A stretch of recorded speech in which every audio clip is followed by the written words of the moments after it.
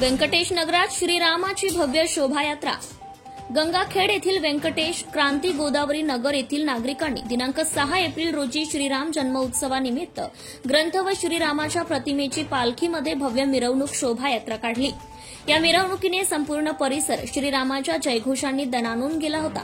मिरवणुकीच्या आरंभी पारंपरिक सनई सूर हलगीच राजकुमार राठोड, जयदीप फड यांच्या मंडळाचे मुलींची लेझिम पथक, हभप सीताबाई गुट्टे यांच्या संत जनाबाई महिला मंडळाचे भजनी पथक, विनाधारी हभप अच्युत महाराज किरडे पालखी यांच्या समोर राम सीता लक्ष्मण यांचा सजीव देखावा या स्वरूपात ज्ञानेश नावेकर व ज्ञानदा नावेकर आणि लक्ष्मण रूपात सुरेश लेंडाळे संकटमोचन हनुमान मंदिरापासून ढोलताशांच्या फटाक्यांच्या आतिषबाजीत मिरवणुकीचा आरंभ झाला।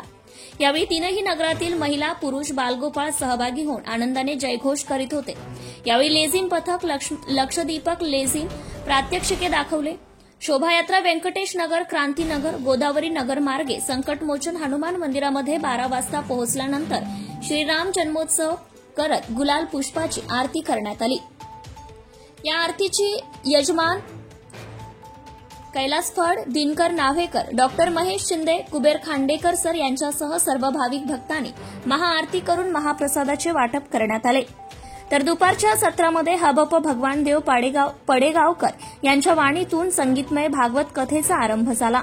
संगीताची साथ तबलावादक गुंडेराव देशपांडे, पेटीवादक लक्ष्मण महाराज घाडगे, गायक गोविंदराव मुंडे, मरगळवाडीकर, मृदंगवादक यश मुंडे यांची साथ।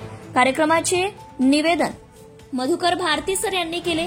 शोभायात्रा यशस्वी करण्यासाठी सुरेश जाधव, सार्थक सांगळे, कृष्णागिरी, मनीष मुलगर, अर्जुन गिरी, सोहम गिरी, अब्दुल करीम, स्वराज सांगळे, अर्णव दिग्रसकर, कार्तिक भोसले, शिवांश पुरी, आदित्य जाधव कॉलनीतील भाविक भक्तांनी परिश्रम घेतले।